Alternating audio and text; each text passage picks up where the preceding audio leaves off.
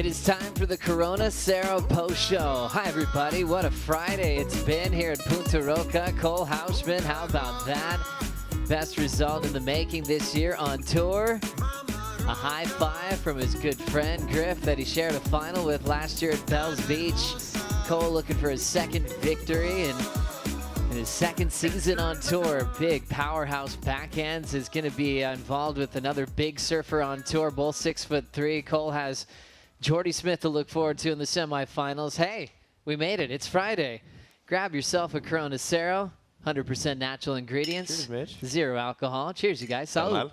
Salud. Great job to you guys today. Thinking about the conditions we had. Obviously, the best we had of the entire waiting period. And one of my favorite days I think I've seen of competition at Punta Roca. Starting with the round of 16, women's quarterfinals, men's quarterfinals. Very productive, Mitchell. What did you love about today? Definitely. I mean, the waves were awesome, first of all. I think that's the most important part about everything, but the performances and how many upsets we had throughout the entire round of 16. I mean, so many people went down within the top 10. Most importantly, though, how many people catapulted themselves both in the top 5 and top 10 as well, Joe. True. A lot to digest there. Big upsets today, Jesse. What about you? What's standing out? I think what stands out for me, it's not even the rankings right now. It's just the amazing waves we had. This is the best day of surfing we had so far this year, maybe matching with Pipeline, and he was incredibly part of it. This is what it's all about, seeing the world's best and the best quality waves at these world-class venues. Cole Houshmand really enjoys his time with Miguel Pupo. Now he gets to hang with Rosie Hodge. Yeah, well, into the semifinals. Well done, Cole. And on the live rankings, you jumped from 22nd to 12th place. It's been a long time since we've seen you in the pointy end. Feeling good about this result so far? Yeah, it's like a little slow start to the year, and it's hard not to think about the cut, you know. It's just like that looming thing in the background, no matter how hard you like put your mind to just like my goal is top 5. It should be finals day every event. But then you're just like, oh, get through the 9th round, get through the quarters. You're just like, you want to make that cut. But yeah, I'm not trying to pay too much attention to that part of it. Just, you know, at this point now, it's like my eyes are on the final and on the win. So more than the cut, I want to win another comp. So that's the goal. And to get there, you have to get through Jordy Smith. It's the California kids up against the South Africans. What do you make of that matchup? Yeah, it's a super rad draw we got left. And Crosby on the other side of it with Maddie and me and Jordy. Yeah, I'm stoked. A couple of big boys. So stoked to put on a show of some power surfing, hopefully. And yeah, at this point, I'm just trying to enjoy it, have fun, and eyes on the prize. Well done, Cole. Some epic semifinals coming to us tomorrow, guys. I love that, Rosie. Yeah, some big matchups. Some of the tallest guys on tour matching up in those semifinals. And Rosie, South African, identifying a big run for Maddie and both Jordy Smith. It's sort of eerie for Cole as well. I mean, he had Griffin at Bells. Will he get Crosby here in El Salvador? But, you know, a lot of great surfing to look forward to. First, let's break down the form of Jordy Smith. He had Leo Fioravanti, and Fioravanti's been so hot, Mitch, especially with his starts. But Jordy all of a sudden found his flow and found some resemblances of back home. Yeah, and typically we do see Leo win the opening exchange right here, Joe. 7-3-3 for the surfer representing Italy, had the opening. And I just want to say the way he was surfing in the previous rounds, he was the best surfer out of the event, had close to 16 points yesterday. And as you mentioned, Joe, waves were just cooking this morning, but he went up against the red-hot Jordy Smith. And unfortunately for him, his backup wasn't as good as Jordy's. Still surfing great. He's going to have to settle with a 9th place finish. This guy, though, 8.5 on this wave, Joe. That was so insane, and a lot of great sportsmen say things slowed down for the greats. It really felt like Jordy controlled the pace of Punta Roca today. No doubt. It felt like he spent about a minute on rail just in that heat itself. That was so impressive from Jordy, and he felt like he was just surfing like he would draw the wave at J-Bay. As much as he didn't like to mention, he had to kind of give it up that on a day like today, with the heats that he got, this was very similar to J-Bay. Gosh, just looking like he was cruising and just effortless approach, pulling up under the hood, getting barreled, mixing it up with massive carbs, using all of that rail. Even had time to make some board changes halfway through this heat, Mitch. Yeah, no, he's having fun. And when Jordy's having fun, he's the most dangerous surfer perhaps in the draw, Joe. And we just saw excellent waves out of him. We saw him be very comfortable, as Jesse was mentioning, and he converted even on smaller waves too, which makes him lethal in tomorrow's kind of conditions, Joe. Once again, though, board looks impeccable. His timing looks awesome, but he is enjoying himself out here in the Central American point break we know as La Punta. He qualified in 2008, you guys. 18th year on tour. You could run this tape at any time and you'd be like, well, when was this? You know, when is his prime? Is there such thing for Jordy Smith? He hasn't peaked yet. That's crazy to think about it, because those surfers that are on the top for that long, they need to bring something new every year. So he's been doing that for 18 seasons. Nice. Very creative. Very creative, yeah, as he had a nice breakdown with Leo Fioravanti. Leo's been ripping, so you can tell his confidence is still sky high, even with the loss in the round of 16. We saw the finals bracket just swell up with big names. Jordy dealing with Italo Ferreira. That was fireworks. Gosh, they've had a lot of history over the years, Mitch. Yeah, no, and I think this quarterfinal bracket into the semis is a testament to how good the championship tour is nowadays. We're going to have a new champion here at this point, but most importantly, people that are actually surfing for the careers at the moment. Matthew McGillvray getting at least another semifinal. Cole Houshmand looking to win his second event, and we could potentially be seeing Matthew McGillvray win his first CT event. Same thing for Crosby Colapinto, Joe. Gosh, so much on the line, and you look at the top three, they're just moving towards that top part of the rankings, and then all knocked out, you know, talking about Yago Dora. Maybe a bit of a surprise seeing Ethan out, and especially with the fall against Crosby. That was wild finishing to that heat, and then also world number one. So, you know, for the guys, especially like Griffin, who's deep on the rankings and want a spot in the final five, probably best case scenario to see that top part of the rankings dismantled today. Yeah, it's the best case scenario, but it also opened up other opportunities for people that haven't been on the talk. So for, I guess, Griffin's case right now, there's more people that are contenders for them to get in the top five. They're still a long way ahead. I'm sure Griffin's going to bounce back, but it's a long road. Women's quarterfinals was insane today. Maybe the best part of the tide. It was really clean. The wind got favorable and light, and Gabby just can't stop smiling. She loves her job so much. And she had a big heat with Bella Kenworthy. Maybe some of the best power surfing we've ever seen on tour, Mitch. No doubt, and especially from Gabriela, having the highest score of the event so far, both on the male and female side. 9-point plus, 17 points plus, Joe. But we talk about somebody who has just been selecting her waves better than anybody else. It's been Gabriela Bryan, last year's runner-up, and you can just see display of power. Great comeback by the surfer from San Clemente, though. As you said, Bella Kenworthy, she's been on a roll, too. It was a great heat, great look at Bella Kenworthy, and we were always wondering what's going on with this knee brace. We got a little update that she is dealing with a little bit of pain, but she's pushing through it hard, and knowing that, it's like she has a different style than Gabby Bryan. She was going a little bit vertical, trying to ditch the fins a little bit more of a skate influence in her approach, and she threw down some big numbers, even got into the 8-point range, Jesse. Yeah, that was impressive from both surfers. Obviously, the talk of the day has been Gabby, but you can't keep the eyes off Bella surfing. She's been very progressive and bringing something new to the tour, which is great for us to watch. And Gabby just so strong, solid, and the finishes were amazing as well. Great to see that. A 9.23 and 8.17 from Gabby Bryan. 17.4 combined total, and was just lights out. Driver 3.0, magic board. Threw the 3-point shot to Dog, Leo, and Connor. Giant support from the Dog Pound as Gabby Bryan is on a roll. She tends to improve when she shows up at venues. Remember her run at Margaret River? Final one year, win the next. Last year, El Salvador, runner-up. Let's see if she can keep that theme alive. It definitely looks like she's the favorite heading into finals day, Mitch. Yeah, and definitely a contender, not only here, I think for the World Championship too. I've heard many people say throughout this event already that they're thinking actually that Gabby's going to become world champion at the end of 2025.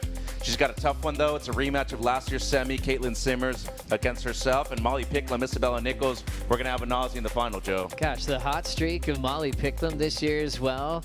Semi-final at Pipe, runner-up in Abu Dhabi, semi-final in Portugal. Wow, so much consistency and just quietly kind of sneaking behind the world number one and number two at the moment. Jesse, this is a great run for Molly Picklum. That's very important. You kind of like, you want to be on the spotlight, but it's almost better for you to just keep quiet, you know, and all of a sudden you just take the pie in the end, because all you need is to get consistent throughout the year, and that last day to be in your A game. That's right. And she's really comfortable this year, kind of owning her season, you know, deciding if she's going to work with someone like she did at the pool or just invite good friends to give her good energy, Mitch. Yeah, and I fully agree with Jesse. I actually think it's better for her to be number 2, number 3 seed heading into the finals. Obviously, we're a long ways from that right now, but the way she's competing, as you said, Joe, she's surfing like somebody who's looking for her first world championship. Very consistent, very mature style out there. We love it. Well, we've got to a great part of the waiting period. Surfline forecast helping us out. Weeks out from day 1. Now we're getting close to finals day tomorrow.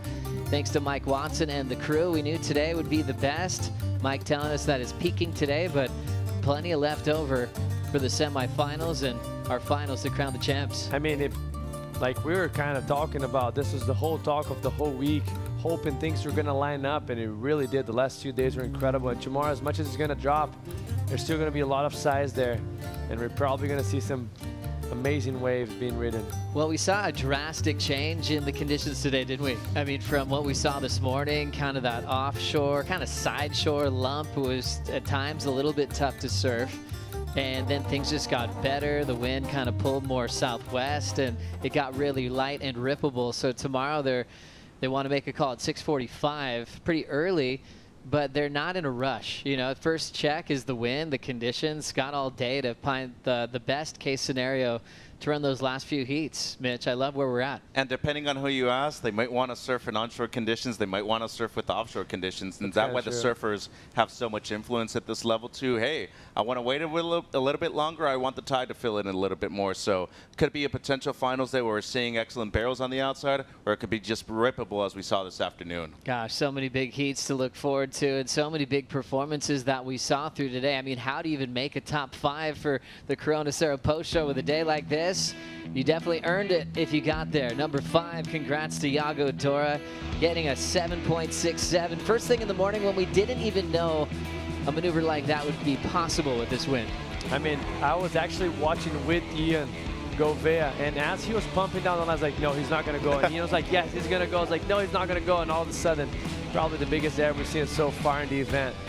Also joining the air show at Punta Roca, Italo Ferreira, 7.33. We knew that Iago would pass the torch to this guy, Mitch. Yeah, as we call him here in Spanish-speaking America, Animalitalo. The guy is just a freak of nature, Joe, and not many people have the kind of natural resources just to go for something like that. Pedal to the metal kind of victory right there for Italo. It's a huge air. It's crazy we're getting used to it. Yeah. It's nuts. Number 4, it's a quarterfinal victory. So smooth. World number 1, Caity Simmers, loving Punta Roca. I mean, definitely very smooth, but I love how much she can sting. You know, like she compresses and decompresses, and you can see how it kind of has like a slingshot effect. Every bottom turn she does, she generates so much speed, and that just opened a huge opportunity for her on the top of the lip. Great job to Caity Simmers. So smooth. Really connected in a wild battle with her good friend Sawyer Lindblad. Had a blast running across the rocks. She'll be fired up for finals day. And how about this one? The Cross taking on Ethan Ewing. Yeah, and of course we did this heat with Griffin, and there's been 3 heats so far this event, Joe, where Crosby has just had some drama right at the end of the heats, but he had some amazing and exceptional surfing in this heat. Fluid on rail, and of course one thing that we always have to highlight, that incredible arc that he has on the outside of these waves, Joe. I mean, on point. He defeated Ethan at his own game in a real tight battle, and it came down really to a clutch moment at the end of this heat that got him the W. Good for Crosby, though, especially after missing out on the first 2 events of the season. Just grip it and rip it for the Cross. Absolutely punching out the finish as well, and then a wild ride at the end of that heat, but he got the win and taking number 2 on the top 5. Been really loving the vintage Jordy Smith show that we've had all day today. I mean, the combination of maneuver out the back and the release control. You know, when you do something that it's that exciting, make it look that easy, you know the guy's talented and has a lot of abilities on top of a surfboard. I love how you're talking about what fires you up on tour for one of the older guards. It's good waves. It's good competition, someone to fire up. Smith is fired up, and congrats, Gabby Bryan. You had a birthday the other day. You just won the post show. Going huge today, Mitch. Oh, and she had the best birthday present she could have asked for right here, Joe. Perfect waves at the point, and of course, surfing just as well as she likes, dropping an 8, and then as you said, the highest score of the event. a 9+. And when we just talk about consequential maneuvers, I mean, in the history of female surfing, we might have seen the best combination of maneuvers on the outside by Gabby on this wave right here, Joe. 17-point+ heat total. She has looked exceptional. She is going to be hard to defeat on finals day tomorrow. Gosh, strength to strength, power to power. She has Caity Simmers tomorrow in semifinal number 1, one of the biggest totals of her career, into the 9s with that 9.23. Some competitors went closer to 10 with that display of power surfing, Jess. Yeah, that's going to be very exciting, and I can't wait for tomorrow. It's going to be a great day. So 6:45 call, potential 7:03 start to see if we're going to run straight into the semifinals for the women. We got a little bit of room to move just in case the wind's not favorable, but it looks like it will be a finals day. Cheers Mañana. time. Otra ronda for Salud. us here in El Salvador. Have the best time ever. Enjoy WorldSurfLeague.com, and we'll see you bright and early on Saturday morning.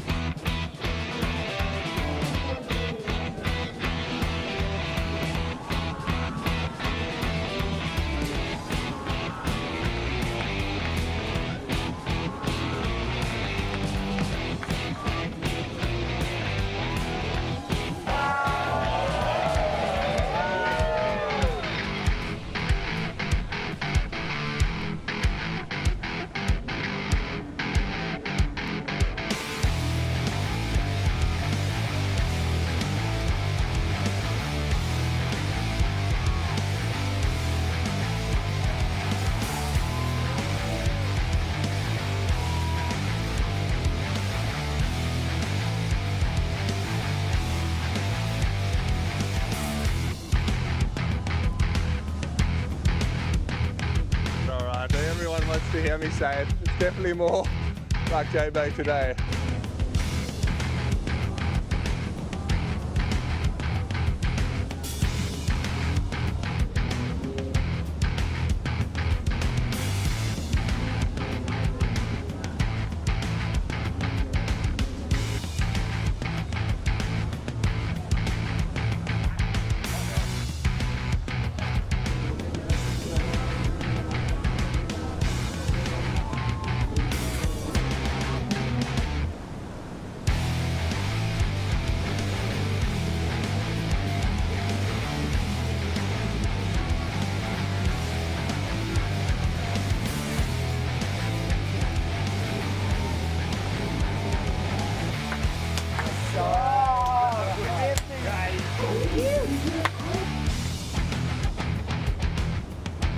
This copyrighted event broadcast is produced by the World Surf League for broadcast around the world and may not be retransmitted, reproduced, rebroadcast, or otherwise distributed or used in any form without the written consent of the World Surf League.